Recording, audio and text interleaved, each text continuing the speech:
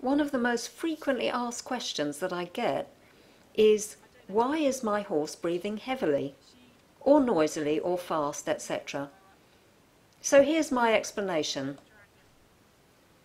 When a horse gets a fright, they release adrenaline, which causes both breathing and heart rate to increase.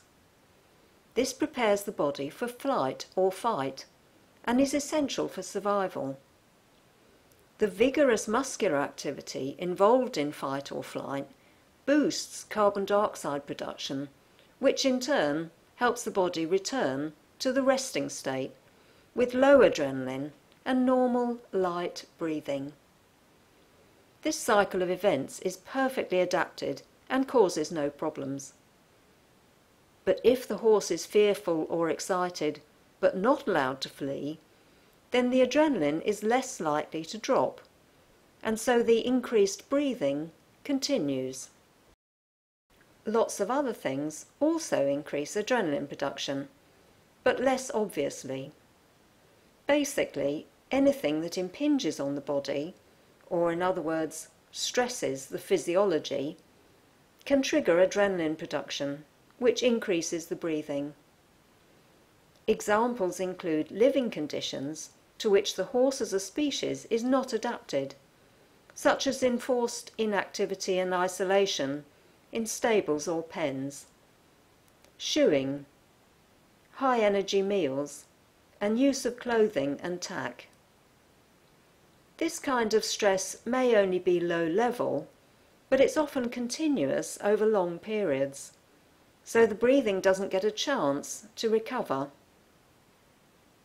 In addition, emotional stress from events such as weaning, backing, travelling, change of home, vet and other treatments, and physiological stress from injuries, illness and environmental factors such as pollen, dust, etc., further contribute to an increase in breathing. Indeed, it's not uncommon for owners to observe that chronic symptoms such as head shaking started after some such event. So a horse is usually subjected to a range of factors that increase its breathing. Overbreathing, where the horse breathes more air than they need, is actually directly damaging, and so once the horse is chronically overbreathing, this in itself becomes a stress.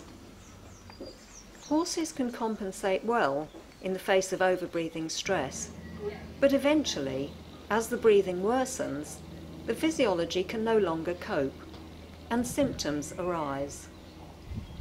One damaging effect of overbreathing is that it depletes the body of carbon dioxide.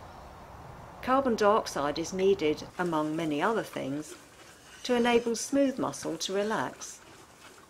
As carbon dioxide levels fall, the smooth muscle around the airways starts to constrict, and this causes noisy, heavy breathing. But surely a horse can correct its own breathing and get back to normal breathing? Well, it's not that easy. The body has to take measures to protect itself from overbreathing, and these compensatory measures actually make it difficult for the body to reduce the overbreathing.